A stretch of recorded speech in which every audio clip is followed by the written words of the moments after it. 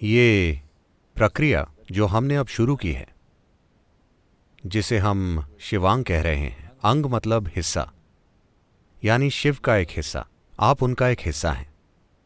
तो सृष्टिकर्ता का एक हिस्सा होना, ये रूपांतरण की यात्रा सृष्टि का एक हिस्सा होने से लेकर सृष्टिकर्ता का एक हिस्सा होने तक की है।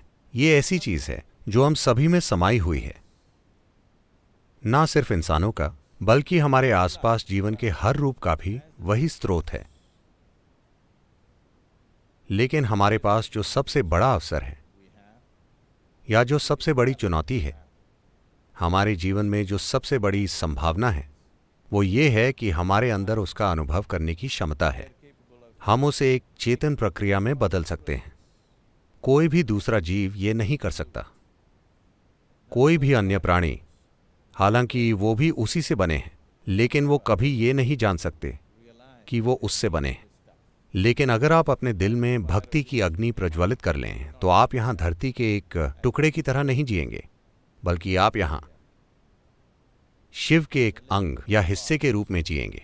तो मैं चाहता हूं कि एक भक्त के रूप में आप अपने आसपास की हर चीज के प्रति एक नए स्तर की संवेदनशीलता पैदा करें। मैं चाहता हूं कि आप इस नए स्तर की संवेदनशीलता की संस्कृति लाएं, और भक्ति सबसे खूबसूरत और आकर्षक चीज बन जानी चाहिए। ये हमेशा से रही है।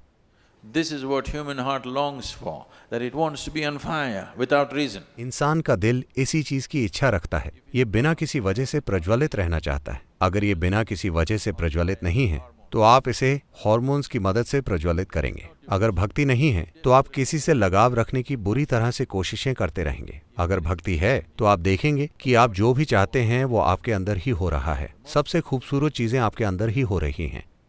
आसपास किसी चीज को खोजने के लिए समय ही नहीं है, क्योंकि आपके अंदर ही इतना कुछ हो रहा है।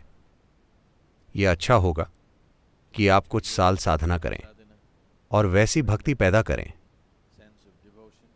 जिसका मतलब है आपके अंदर पूरा संतुलन। जब आप एक भक्त होते हैं, तो आप संपूर्ण संतुलन में होते हैं, क्योंकि भक्ति आप में वो आयाम पैदा करती है। ये एक चरम प्रक्रिया लगती है। भक्ति या भक्त एक चरमपंथी है जो किसी के खिलाफ नहीं है। हमें ऐसे लोगों की जरूरत है। फिलहाल हम ऐसे चरमपंथी तैयार कर रहे हैं जो हमेशा किसी के खिलाफ होते हैं। मैं चाहता हूं कि आप बस कल्पना करें, उग्रवादियों जैसे लोग जो इस धरती पर तबाही मचा रहे हैं, लेकिन उनमें एक आयाम है जो बहुत मूल्यवान है। वो ये है कि वो उस चीज के लिए मरने के लिए तैयार हैं जिसे वो कीमती मानते हैं। ये एक महान गुण है, लेकिन वो किसी के खिलाफ हैं। यही एकमात्र समस्या है। मान लीजिए उनका कोई दुश्मन नहीं होता। मान लीजिए आपका कोई दुश्मन ना हो और आप में दुश्मन बनाने की क्षमता भी ना हो, पर आप चरमपंथी हों, तो आप एक शानदार तीव्र इंसान होंगे, है ना? एक बहुत ही तीव्र और शानदार जीवन होंगे आप, अगर आप बस इतना करें कि अपने अंदर कोई दुश्मन ना बनाएं।